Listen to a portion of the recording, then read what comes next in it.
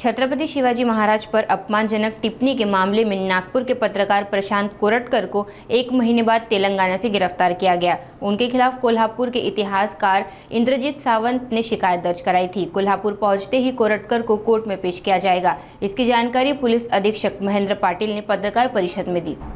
दिनांक 25 फेब्रुवारी 25 रोजी म्हणजे मागील महिन्यामध्ये कोल्हापूरमधील इतिहासकार इंद्रजीत सावंत यांच्या मोबाईल क्रमांकावर फोन करून त्यांना धमकी देणे आणि जे महापुरुष आहेत त्यांच्याबद्दल जे बदनामीकारक वक्तव्य केलं त्या अनुषंगाने जुना राजवाडा पोलीस स्टेशन येथे गुन्हा क्रमांक 140 हा विविध कलमाखाली दाखल झालेला होता।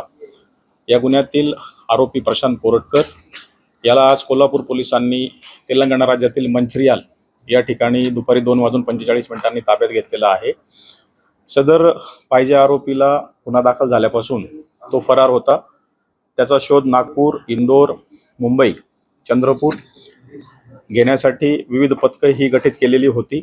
सदर आरोपीचा जामीन हा कोल्हापूर न्यायालयाने देखील अटकपूर्व जामीन फेटाळलेला होता आणि त्या अनुषंगाने सदर आरोपीने देखील माननीय न्यायालयामध्ये अटकपूर्व जामीन मिळण्यासाठी अर्ज केलेला होता। अर्जाची सुनावणी मागच्या आठवड्यात माननीय उच्च न्यायालयात झाली। त्यामध्ये कुठलाही दिलासा देण्यास न्यायालयाने त्याला नकार दिलेला होता।